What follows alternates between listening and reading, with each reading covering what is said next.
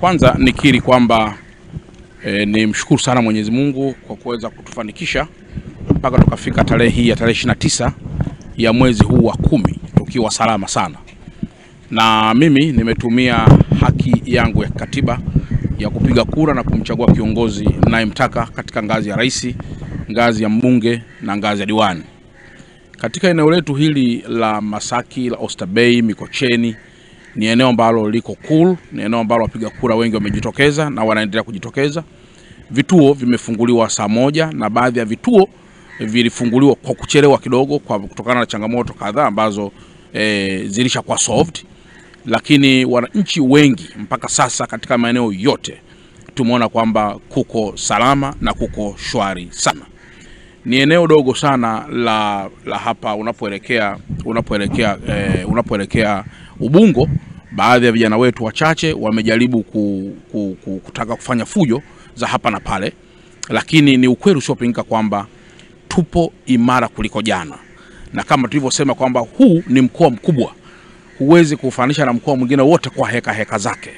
Kwa hiyo sisi tunavyopanga kuwa imara katika masuala yote ya kiulinzi, wapo pia wachache ambao huwa wanapanga pia kuweza kuharibu mustakabali mzima wa amani. Lakini mambo hayo yote yameachwa kwenye mikono ya vyombo vya dola, na kila atakayejaribu kufanya jambo lolote atapata kile ambacho amekijaribu kufanya. Hivi ninavyozungumza, vyombo vya dola viko katika doria za kawaida za bila kutisha watu, lakini waangalizi wa uchaguzi wa ndani na wa nje wapo pia wakiendelea na masuala yao ya uangalizi. Hakuna mwangalizi hata mmoja ambaye ametishiwa kupigwa au ametishiwa jambo lolote baya. Na mpaka muda huu ninapozungumza hakuna mpiga kura hata mmoja ambaye pia amezuiwa kufika katika kituo au vinginevyo. Dar es Salaam tuna vituo vingi kwa sababu ya wapiga kura tunao wengi.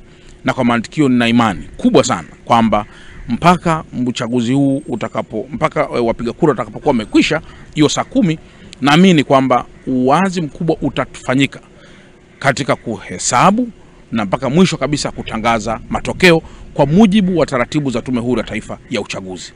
Lakini jambo ambalo tumelisisitiza siku zote ni kwamba waangalizi wamekula viapo kuhakikisha wanailinda ile kura alionayo, wanahakikisha kwamba wanailinda ile kura ya mpiga kura.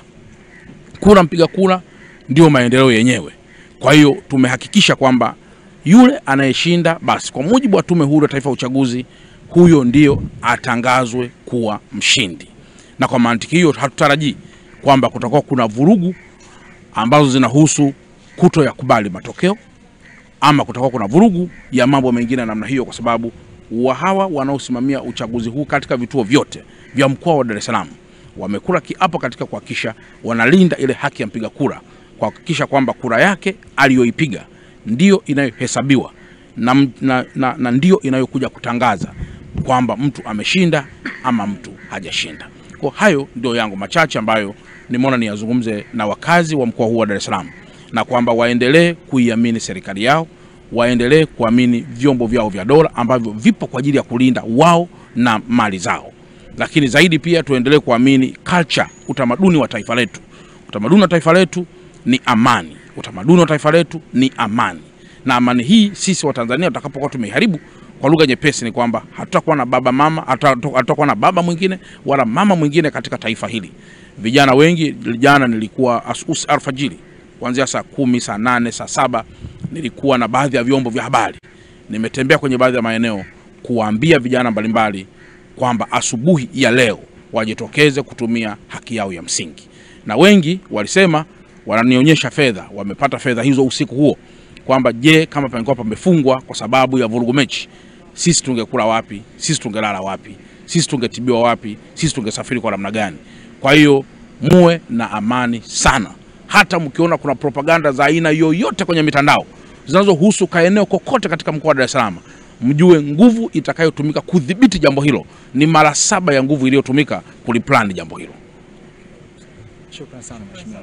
Asante sana.